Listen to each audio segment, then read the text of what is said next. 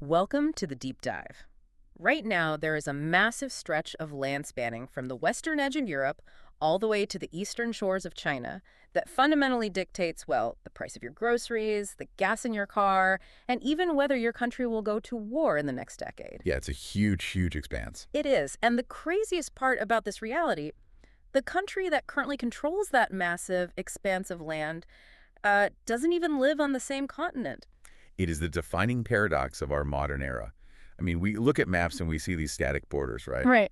But under the surface, there is this constant, incredibly high-stakes game being played out. Oh, absolutely. The borders, the trade agreements, the international organizations, they're all just mechanisms of a geopolitical contest that most people are completely unaware of. And that is exactly our mission for you today. We are going straight into the source material of Zbigniew Brzezinski's seminal 1997 text, The Grand Chessboard, American Primacy and Its Geostrategic Imperative. Such an important book. It really is. We are going to map out these hidden mechanics of global power. We'll decode Brzezinski's blueprint, help you understand this unseen chessboard of world politics, and explain why one massive landmass, in particular Eurasia, governs the peace, stability, and economic realities of your everyday life. Yeah, it's all connected. Okay, let's unpack this. Starting with a reality that is honestly hard to fully wrap your head around. I mean, the sheer unprecedented scale of American global supremacy. It truly is unprecedented in all of human history. Yeah. To really grasp the mechanics of it, Brzezinski asks us to look backward because, hegemony or supreme global dominance, it's not a new concept. Right, empires rise and fall. Exactly, we've seen that. But the scope and the nature of American dominance is completely novel. Take the Roman Empire, for example. Oh, yeah, the classic example. Right. At its peak, it was an absolute marvel of military logistics, road networks, regional control. But it also wielded this massive psychological power. Cultural prestige, right? Yeah. Yes.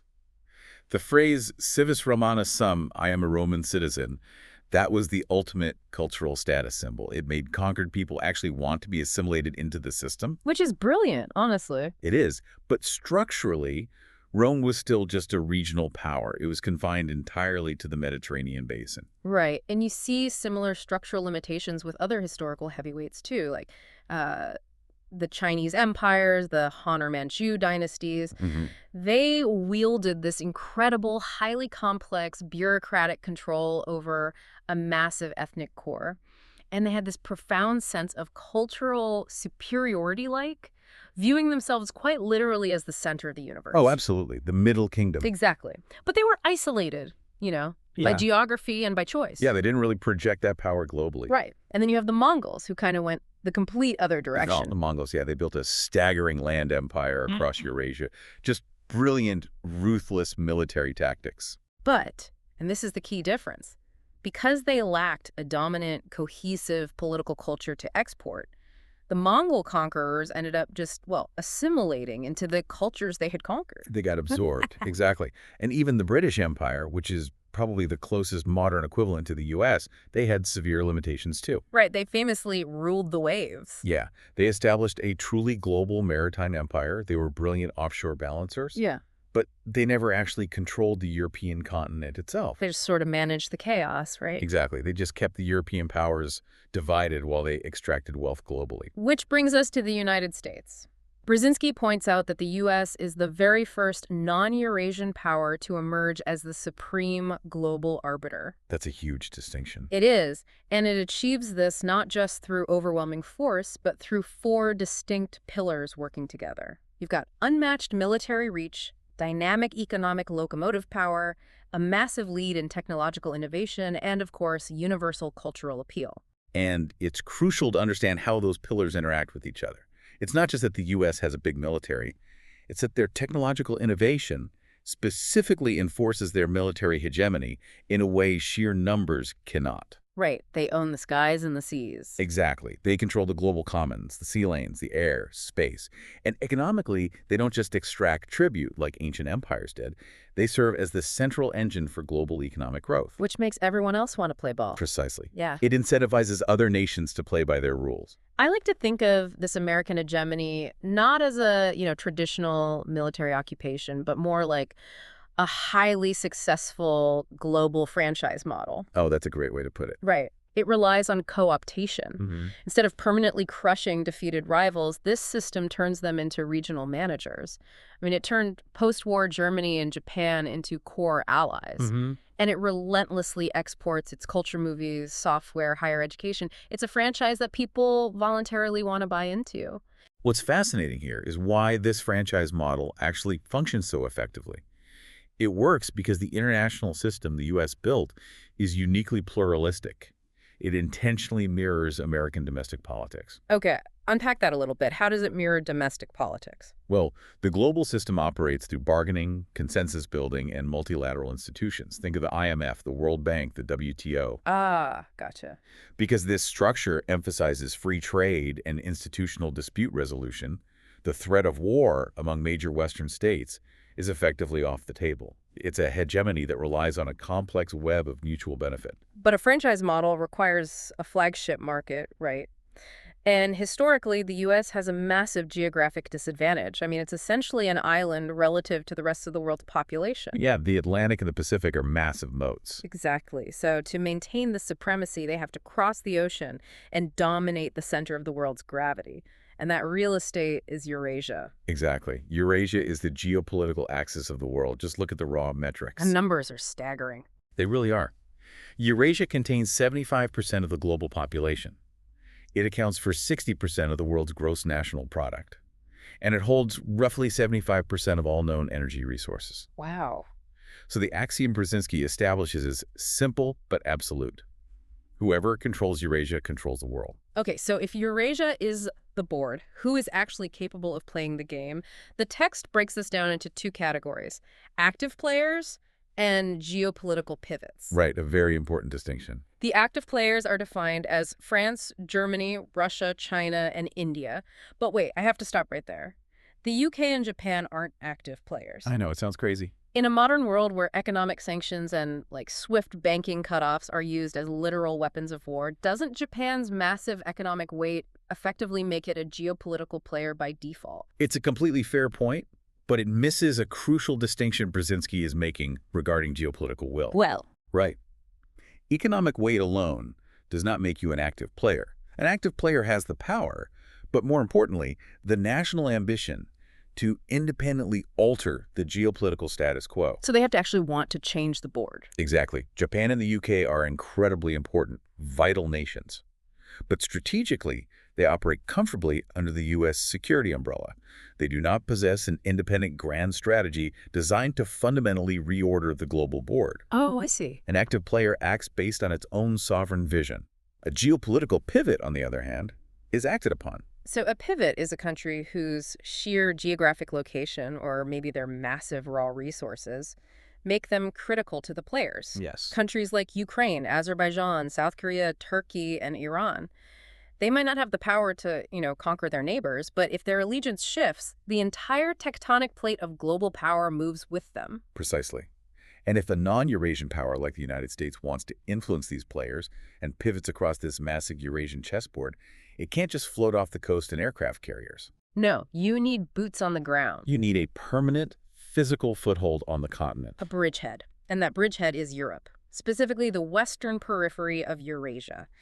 And the engine that actually drives that bridgehead is the complex relationship between France and Germany. Which is fascinating. It is. Here's where it gets really interesting, because their motivations for building a united Europe are completely at odds with each other. Yeah, they're coming from totally different places. Brzezinski notes that France is driven by a quest for grandeur. France essentially wants to be reincarnated as Europe, to use the European Union as a vehicle to project French power globally and thereby reduce American primacy. Right. They want to be a co-equal to the U.S. Exactly. Germany, on the other hand, is driven by a concept of redemption. Because of its devastating 20th century history, Germany needs American security to cleanse its past sins and to safely expand its economic influence eastward without terrifying its neighbors. It is an incredibly delicate balancing act. To put it in modern terms, it's kind of like a corporate merger where both CEOs secretly think they are in charge of the new entity. Oh, that's a perfect analogy. Right. I mean, France brings the brand prestige, the diplomatic vision, and the independent nuclear deterrent.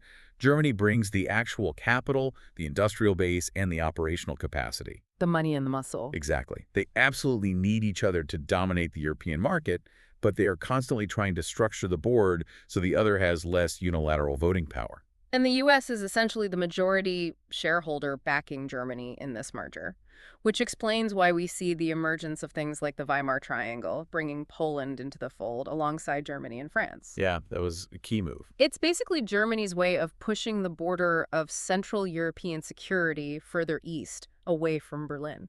Looking at this objectively through Brzezinski's framework, Germany views the expansion of NATO and the European Union as a historically constructive way to stabilize a historically volatile region.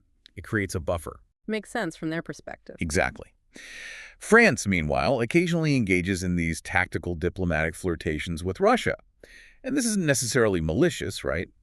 It's a strategic maneuver by Paris to keep both Germany and the U.S. in check, ensuring that France's independent voice remains central to European security architecture. So the West is slowly, methodically expanding this democratic bridgehead eastward.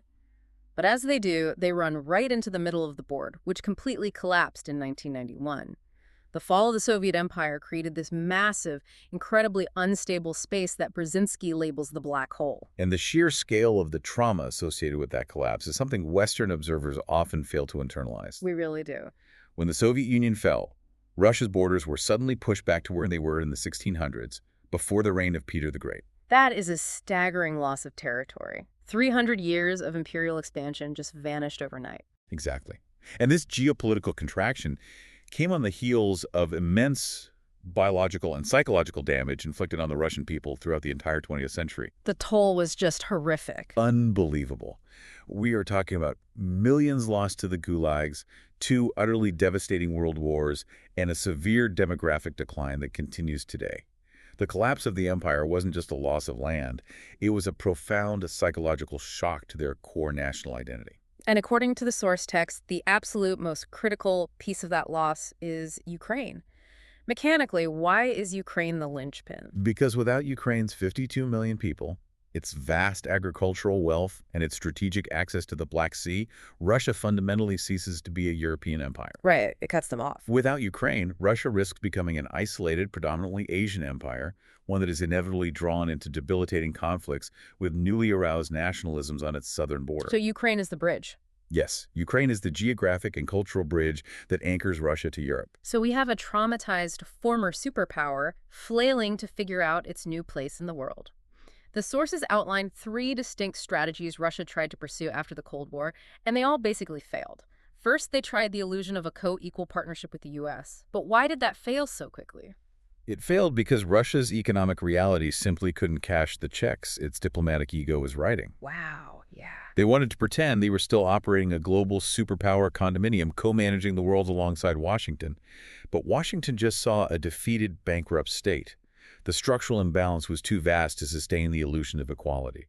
So when that reality hit, they pivoted to option 2, the near-abroad strategy, trying to dominate the newly independent states of the former Soviet Union. And the text notes this was heavily driven by a concept called Eurasianism. What actually is that? Eurasianism is essentially an ideological band-aid for a wounded empire. It's a somewhat mystical, anti-Western geopolitical theory that claims Russia has a unique imperial destiny to rule the Eurasian landmass, distinct from both Europe and Asia. Oh, interesting. So it's a justification. Exactly. It provided an intellectual justification for Moscow to try and forcibly reintegrate its neighbors. But it failed, because those neighbors, especially Ukraine, fiercely resisted being swallowed back up. Which leads to option 3. An anti-hegemonic alliance with China and Iran, like a coalition of the frustrated to push back against American dominance. Right. But that fell apart too because Russia realized they would inevitably be the junior partner to a rapidly rising China, and Moscow's pride couldn't stomach taking orders from Beijing.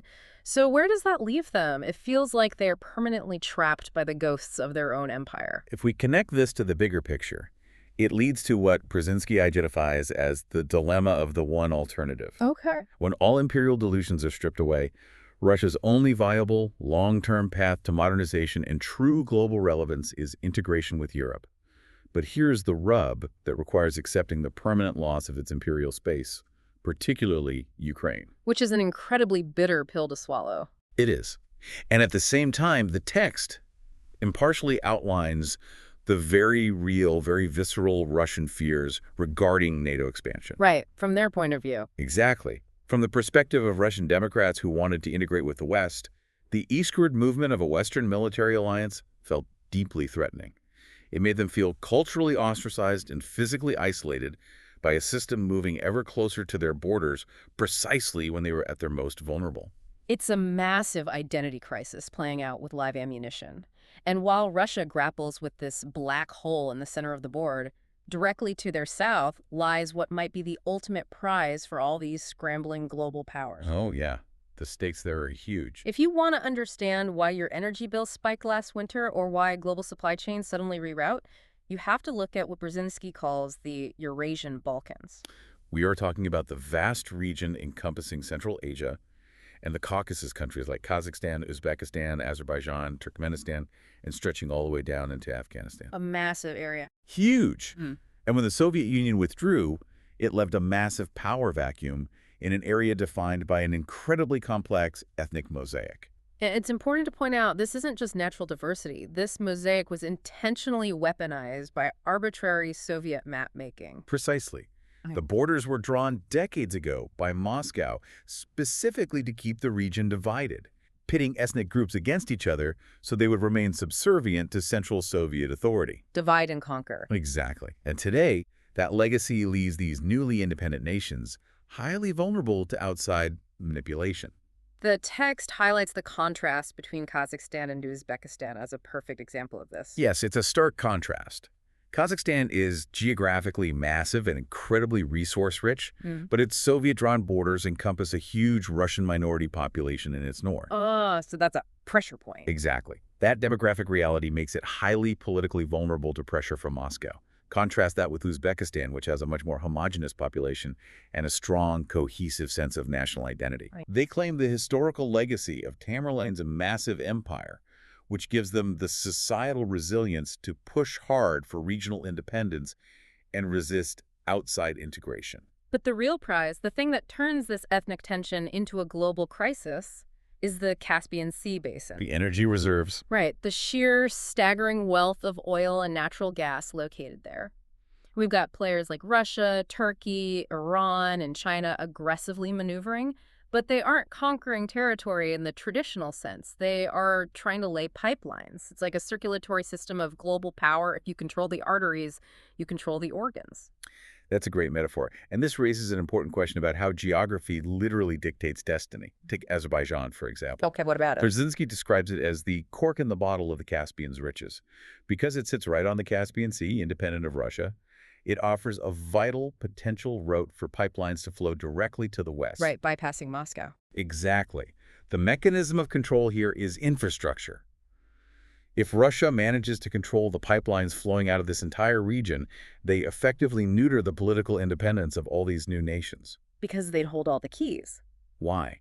Because Moscow would completely control their only route to the global market. They could turn off the economic tap at will.